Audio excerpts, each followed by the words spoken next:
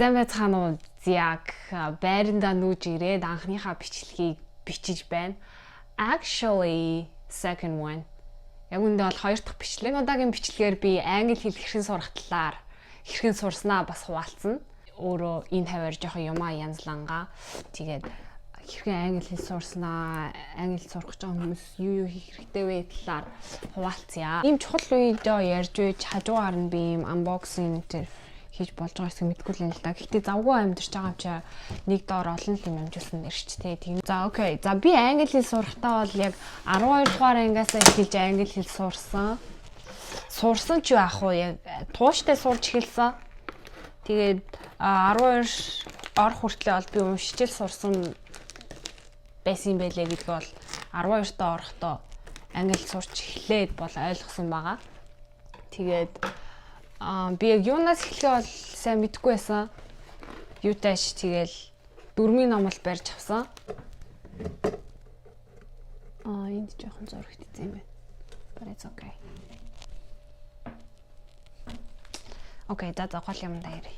Ярах эхлэв. Окей. Энэрийг хураасан дээр үү?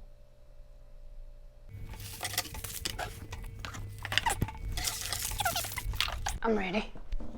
Окей, за гол ярианд оръё. За хамгийн нэгдүгээр зорилгоо маш зөв тодорхой болгох хэрэгтэй. Яг юуны тулд англи сурах гэдэг юм бэ те. Миний хувьд болохоор яг тодорхой оноо авъя гэсэн зорилготой, цаашаа гадагшаа явъя гэсэн зорилготой байсан шүү дээ. Тэрийг ингээд яс тодорхой толгоондоо шингээсэн. Тийм болохоор ямар нэгэн шантрах, ухрах гарц чамд байхгүй. No way. Чи заавал сурах хэрэгтэй. Өөрийгөө сурахаас өөр аргагүй болох тийм зорилготой болох хэрэгтэй. Хэлний оноотой болмоор байна. Хэлний оноотой болно. Тим оноо авна гэсэн зорилго тавьчих юм бол тэр оноондоо хүрэх гээд яг тэрийг achieve хийх гээд хүн ингээд доторх мотороо нөгөө батчингийн хэлтгээр тийм мотороо асаана. Хоёрдугаарт нь би болохоор бүр 0-оос эхэлж исэн болохоор ерөөхдөө дөрмөндөө аюулсан анхаарсан. Өгүүлбэрийн бүтэцийг ойлгоход маш сайн анхаарсан. Тийм учраас бүхэл бүтэн номны дасгалуудыг бүгдийг нэг бүрчлээ хуулж бичсэн. Present continuous tense, present simple, past simple, past participle гэх баахан линий дөрмийн ингээд нэршлүүд байдаг. Тэднийг бид нар одоо цээжлэх ёстой юм шиг те. Actually no. Яг үндэ бол үгүй. Бид нэр маш чухал юм орхитуулаад байдаг те. Тухайн орчин нөхцөлд яаж ашиглах юм бэ гэдэг юм мартаад зүгээр present participle, past participle тэгэл нэршил нөгөө дөрмийнх нь нэршлиг цээжлээд тэрэндээ амар түүртэгдээд идэг юм шиг санагцсан. Тийм болохоор хизээ ашиглахдаа тэр зүй тогтлыг нь сайн цээжлэгч байх, ойлгож авах хэрэгтэй юм шиг санагцсан.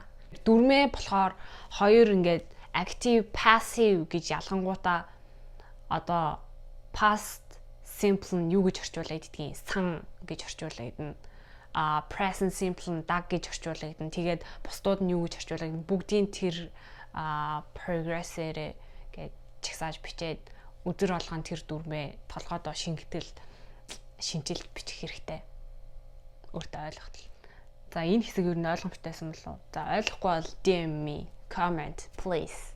Эсвэл над руу бичээрэй, би гоё тайлбарлаж өгөх болно. Окей. 3 дугаарт үг цээжлэх.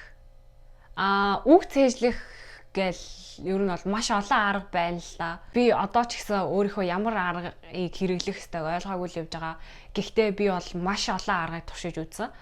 Flashcard, хоёр талд нь бичээл ирүүлээл, холсолол цээжилдэг штэ. За тэгээ утасны application, утсан дээр үг бичиж наах, утасныхаа кейсэн дээр үг бичиж наах.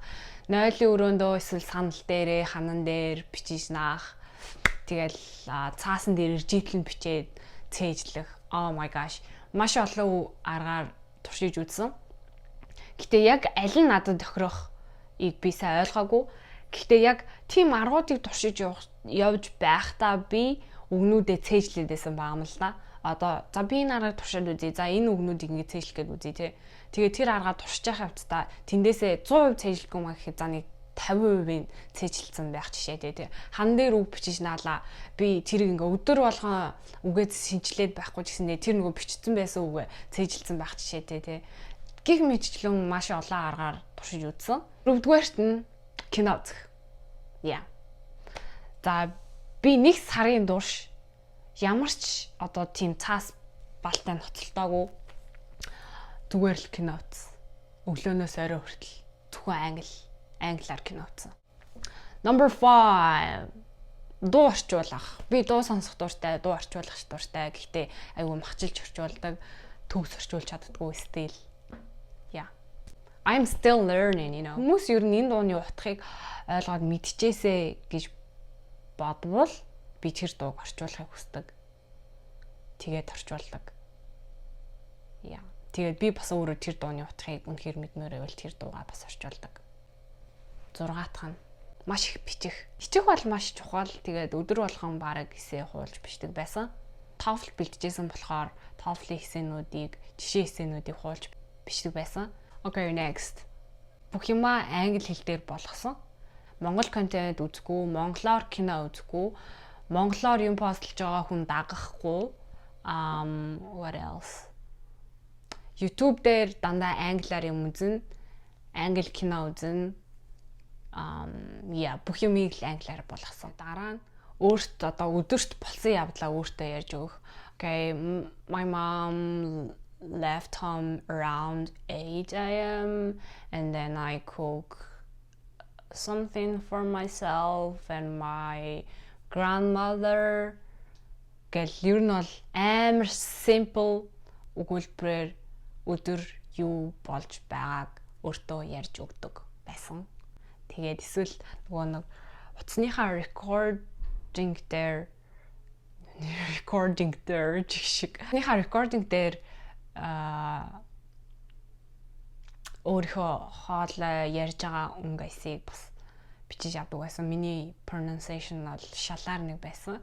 Одоо харин энд ирээд бол арай дээрдэж байгаа юм шиг санагдаж байна. Yeah. Тэгэл ер нь бол how to learn English quickly, how to study English well. How can I improve my reading? How can I improve my writing? How can I improve my listening? Гэх мэтчлэн маш олон зүйлсийг асуултыг Google-ээс хайж, YouTube-ээс хайж маш олон юмнуудыг үзэж хардаг байсан. Тийх явцдаа миний бас нэг унших чадвар, одоо судалгаа хийх чадвар ч юм бас сайжирсан юм шиг санагдсан. Ер нь бол миний өгөх зөвлөгөө бол ийм байлаа. Тэгээд танд хэрэгтэй байсан бол subscribe дараарай, найзуудаа share хийгээрэй. Please бас асуух юм байх юм бол comment хэсэгт үлдээгээрэй. Тэгээд дараагийн дугаараар уулзтлаа. Баяртай.